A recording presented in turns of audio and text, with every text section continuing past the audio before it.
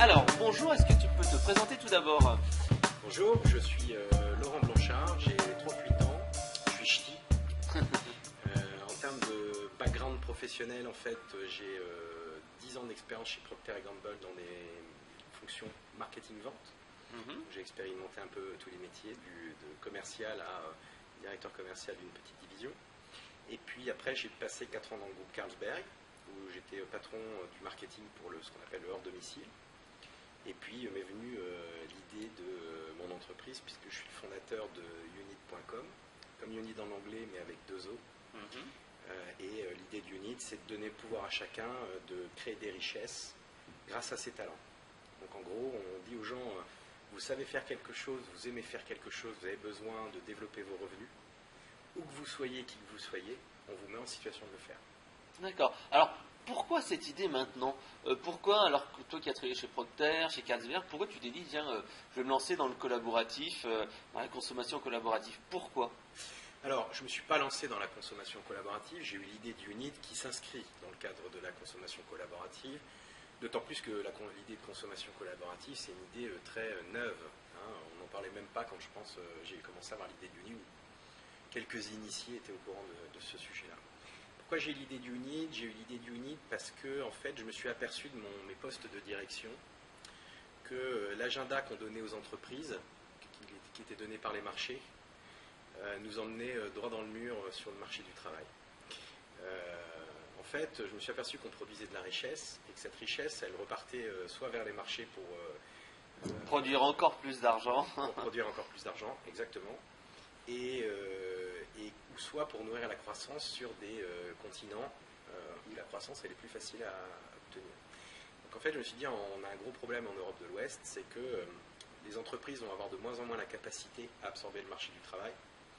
Donc il y aura moins de salariés. Donc ça veut dire que bon gré mal gré, il y a des gens qui vont aller davantage vers l'indépendance et qui vont avoir besoin de solutions par rapport à leur savoir-faire pour faire en sorte que ça devienne une activité économiquement viable. Et puis, je me suis dit aussi, il va y avoir de plus en plus de gens qui vont avoir besoin de chercher des compléments de revenus, même s'ils ont un travail, puisque on le voit, c'est difficile d'augmenter les gens. Et il y a beaucoup de gens qui ont des emplois partiels ou précaires. Il y a des gens qui sont à la retraite, qui ont 60-70 ans, qui sont encore en très bonne forme, qui ont des choses à proposer aux autres et qui ont besoin d'aller chercher des compléments de retraite. Et puis, je ne parle même pas des jeunes, on connaît les chiffres, qui sont en très grande difficulté pour pouvoir rentrer dans la vie active. Donc je me suis dit, il y a une grande partie de la population, un Français sur 2 à peu près, qui va avoir besoin de trouver des solutions pour aller chercher des compléments de revenus. Et nous, on s'est intéressé à leur diversité et leur complémentarité à travers leur savoir-faire. En France, on est une société mosaïque. Donc il y a des gens qui savent extrêmement bien cuisiner marocain, puis il y en a d'autres qui sont capables de donner des cours de skateboard, ou encore des magiciens ou des décorateurs d'intérieur. Donc on s'est dit, on va créer une place qui permet de trouver tous les talents autour de chez soi, quels qu'ils soient. Donc sur Unit, on peut trouver des gardes du corps, on peut trouver des clowns pour l'anniversaire de ses enfants, ou on peut trouver un traiteur pour organiser son anniversaire, ou etc. etc. Donc est-ce que c'est pas quelque part une antichambre pour lancer sa propre activité? Parce que tu parles de créer des revenus complémentaires, quelque part c'est peut-être aussi pour tester une idée, se mettre auto-entrepreneur et après se dire une fois que ça a marché, hop, je me lance pour avoir en fait accédé à une audience qu'on ne peut pas avoir en se lançant tout seul. Exactement. En fait, l'idée c'est ça, on s'est dit, les gens ont un talent et entre les personnes qui recherchent leur talent, il y a 15 barrières à franchir. Donc on va faire sauter toutes ces barrières pour les mettre en situation de proposer ce qu'ils savent faire. Donc en effet, ça peut être un moyen d'avoir une activité récurrente, mais ça peut être également un moyen, ou ponctuel, mais ça peut être un moyen aussi de basculer de sa vie de salarié vers autre chose. On peut très bien être salarié la semaine, et puis proposer le samedi matin une activité radicalement différente de ce qu'on fait en tant que salarié. Par exemple, je suis secrétaire et stripteaseuse, je suis go-go dancer le week-end. Alors, on a quelqu'un qui essaie de s'inscrire comme stripteaseur. Pour l'instant, on a... Ouais, vous êtes que dans des activités classiques. Voilà, enfin, on essaye d'avoir des activités qui ne prêtent pas à polémique d'un point de vue légal. Mais on peut très bien dire, je suis secrétaire ou cadre. Notre vie, elle évolue. On n'a pas la même vie à 20 ans qu'à 30 ans, à 40, à 50. On se marie, on a des enfants, on a travaillé beaucoup pendant 15 ans, on a envie de repenser les choses différemment. Il y a des périodes dans la vie d'acquisition, d'action et puis de transmission. Et donc l'idée c'est de favoriser chacune de ces étapes. Et en effet, on peut très bien se retrouver à un moment donné dans sa carrière professionnelle à vouloir repenser différemment sa vie et ses priorités. Et on peut, en effet, grâce à Unid, le samedi matin ou quand on a fini ses heures de bureau, tester son activité sans avoir à payer pour le faire. Puisqu'en fait, on a construit le site sur 3 valeurs. En fait, on essaye de bâtir un site et de lui donner une dimension citoyenne. Ces 3 valeurs, c'est liberté pour chacun de pouvoir révéler aux autres et proposer aux autres le meilleur de lui-même. Égalité des chances face au marché, c'est là où je reviens sur ce que je viens de vous dire, c'est-à-dire on peut poster autant d'annonces qu'on a de talent, c'est gratuit, et les mises en relation sont gratuites et illimitées. C'est-à-dire qu'on va vous envoyer des affaires et vous n'aurez pas à payer pour qu'on vous envoie les affaires. Après, on rentre dans un système, nous, il faut qu'on vive, et si vous faites l'affaire, on prend notre petite quote-part de la création de richesse qu'on vous apporte. Un petit prélèvement sur les transactions qui sont effectuées. Un petit prélèvement sur les transactions. Mais tant que vous n'avez pas conclu d'affaires, vous êtes mis en situation de vous présenter, d'être recommandé, de poster vos réalisations, de montrer ce que vous savez faire, de recevoir des demandes sans avoir à payer pour le faire. Et puis, le dernier pilier de notre modèle citoyen, puisque la citoyenneté, c'est des droits. Donc là, on et les devoirs. Les droits. Et il y a également, pour que ça fonctionne, des devoirs. Le devoir, on a rebaptisé le F de fraternité en R de respect. Le respect, c'est sur Unid, vous vous présentez en votre nom propre, c'est-à-dire vous signalez clairement qui vous êtes. Et quand vous écrivez un commentaire pour les gens, vous le faites également en votre nom propre, vous vous engagez.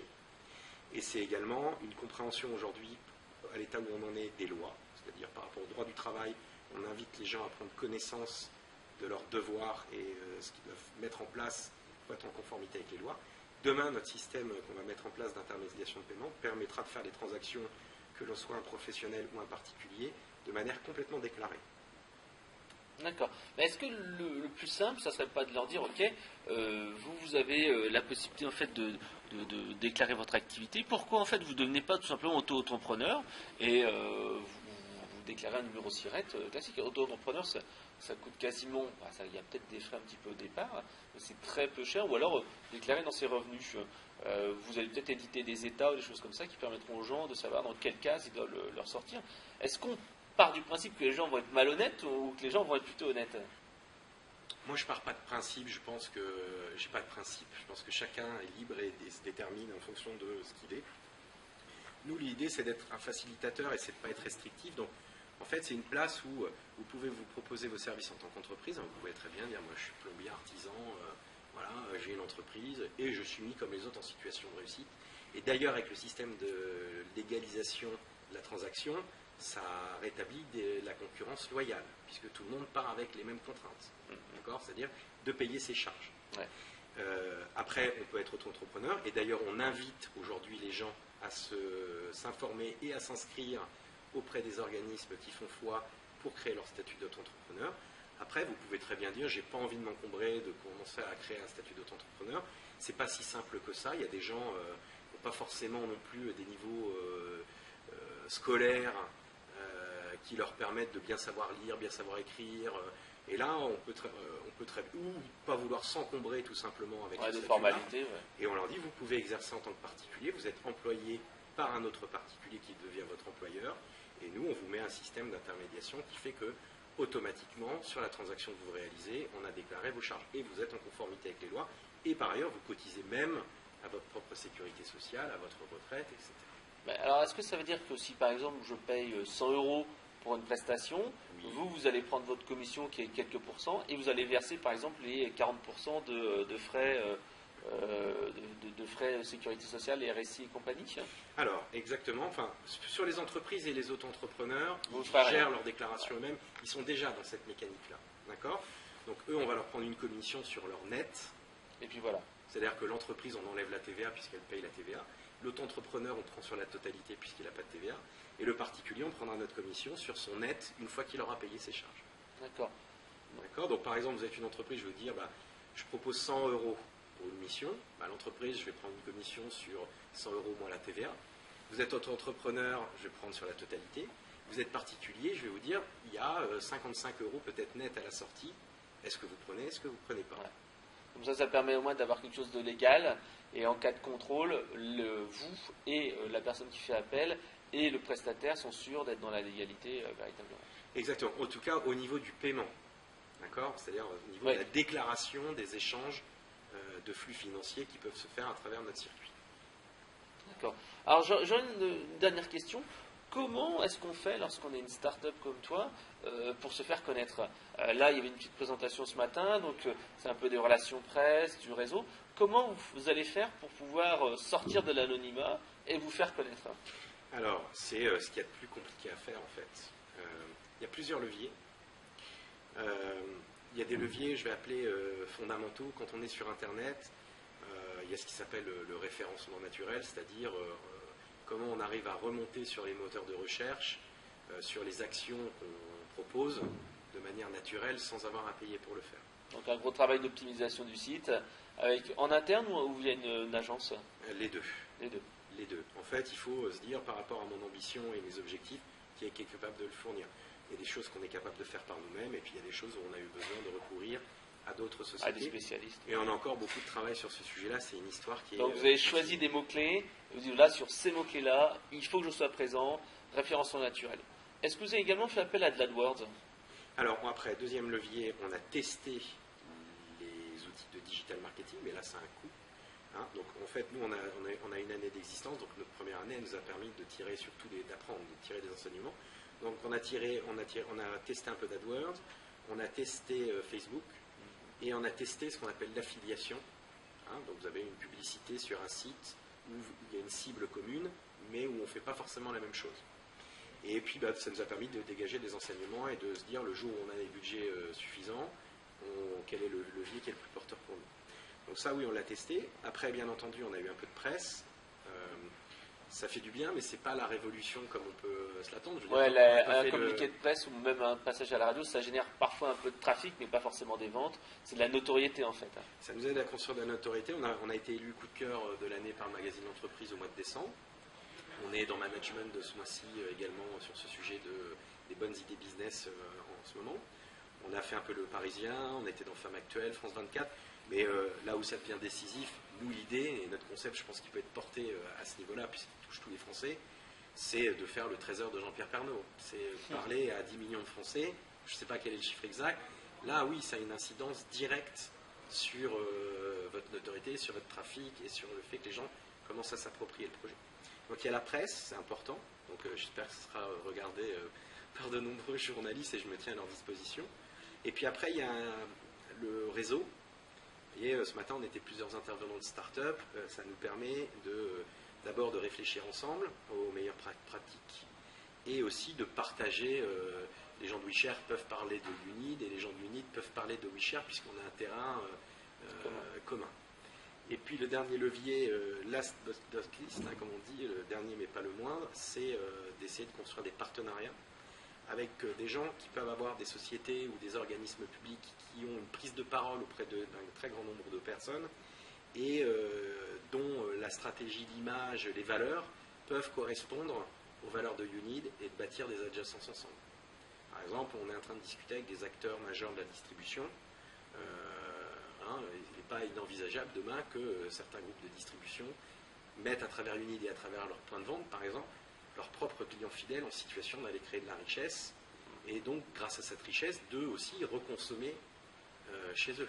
Puisque aujourd'hui, il y a beaucoup de gens qui, le 20 du mois, ne savent plus comment ils vont nourrir leur famille, alors qu'ils ont un travail. Ok. Alors justement, si on veut en savoir plus et proposer ces prestations, on va sur quel site internet ? Alors, chez moi, oui. Donc comme je vous l'ai dit, c'est le site unid.com. Donc c'est écrit Y2ON2ED. Ça veut dire tu as besoin ou vous avez besoin en anglais. On a créé une marque avec un nom anglais parce que notre ambition, c'est aller à l'international un jour. C'est de porter notre entreprise au-delà des frontières. L'idée d'Unid, qui est de valoriser l'humain pour lui permettre de valoriser ses revenus, elle est universelle. Nous avons tous quelque chose à proposer aux autres, si on le souhaite. Donc ça passe les frontières. Donc on a construit notre marque pour que justement elle puisse passer les frontières et permettre peut-être demain à une entreprise française de bâtir un leadership à l'international. D'accord. Merci pour tout, puis à bientôt. À bientôt, je vous remercie beaucoup.